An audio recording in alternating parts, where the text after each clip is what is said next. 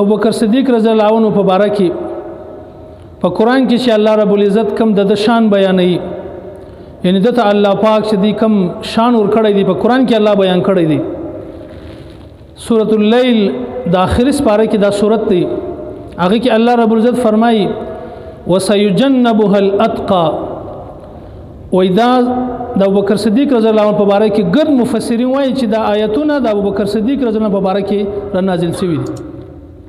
د په باره کې وایي وسيجنبها الاتقى، وإذا سیدی دا د جهنم سره لري سوی دی، لري کړی دی د جهنم سره، ان د جهنم سره به دی لري وي.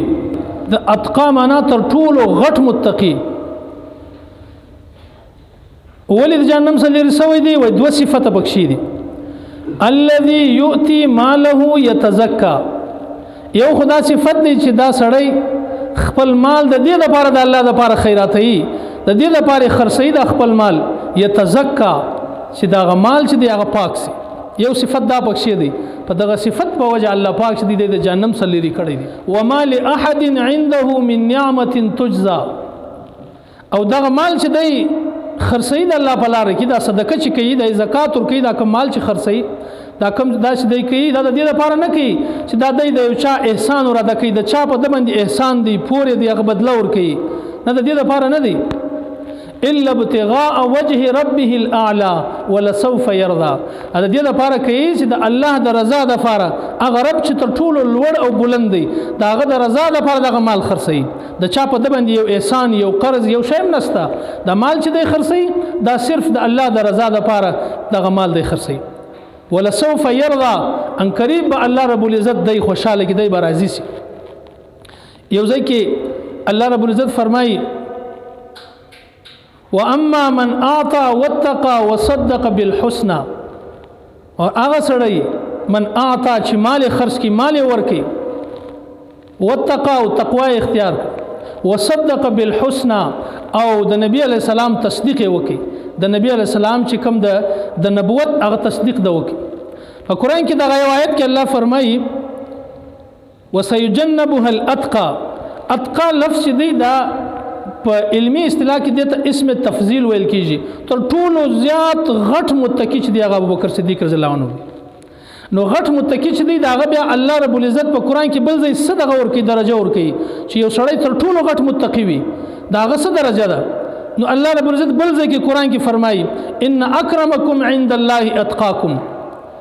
ګرد خلکو ته الله رب العزت فرمایي وای پتا شي کې تر ټولو بهترینه سړی، تر ټولو اکرام والا سړی، تر ټولو شان او بلندی والا سړی چې دی، د عزت والا سړی چې دی، اتقاکم، هغه تر ټولو زیات چې متقی وي، هغه تر ټولو زیات عزت والا سړی دی. پتا شو کې تر ټولو زیات شان والا، لوړ شان والا سړی دی. نو الته الله پاک خپل ورته چې دی اتقا دی، تر ټولو غټ متقی دی. دلته بیا انعام ذکر کی، د شان ذکر کی، ان اکرمکم عند الله اتقاکم، چې پتا شو کې تر ټولو عزت والا سړی چې دی هغه تر ټولو چې زیات متقی وي هغه سړی دی. نو الته متقی اتقا چې دی الله پاک ابوبکر رضی الله عنه وویل. دا په قران کې الله پاک د شان بیان کړی. ډیر آیاتونه چې دي د ابوبکر صدیق رضی الله عنه په باره کې را نازل شوي دي، د شان بیان کړی. او په احادیثو کې د نبی علی السلام چې د شان بیان کړی دي، د فضیلت بیان کړی دي. علماء لیکلي دي چې یو اتیا حدیث داسې شته چې هغه د ابوبکر په شان کې نبی علی السلام ویلي 181، یعنی یو اتیا احادیث خالد د په باره کې نبی علی السلام دومره فضایل دي. د یو څو تاسو په مخ کې ذکر کوم. یو ځای کې نبی علی السلام فرمایي ان من امن الناس علی في صحبته وماله ابا بکر. وای په ما باندې چې په انسانانو کې تر ټولو زیات احسان چې کړی دی د بلګری په اعتبار سره او د مال په اعتبار سره هغه ابوبکر رضی الله عنه دی. بخاری روایت هغه وای ابو بکر. بیا نبی اسلام سوای ولو كنت متخذا خليلا لاتخذت ابا بکر خليلا. کما چیرې ملګری د ځان د پاره جوړوي نو ما ابو بکر رضی الله عنه جوړ کړی. لیکن په یو حدیث کې نبی علیہ السلام وایي چې زه چونکه ما صرف د الله سره محبت دی، په دغه وجه په دغه زړه کې صرف د الله محبت دی. که چیرې د بل چا محبت وای نو بیا ابو بکر رضی الله عنه زما ملګری، زما خلیل به وای. دا نبی علیہ السلام د شان بیانوي. یو حدیث کې فرمایي لکه موږ 4 وخت د جمعې په ورځ په خطبه کې وایي ارحم امتی بامتی ابو بکر، زما په امت باندې تر ټولو زیات رحم کول ولا چې دی هغه ابو بکر رضی الله عنه. نبی علیہ السلام خپل وایي تر ټولو زیات رحم کوي دا سړی چې دا زما په امت باندې رحم کوي.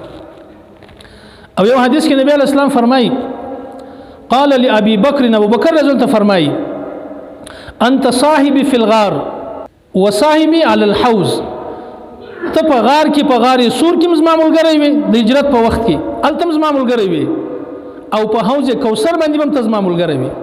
دا فضیلت هم دته ورکړي. او یو ځای کې نبی علیہ السلام فرمایي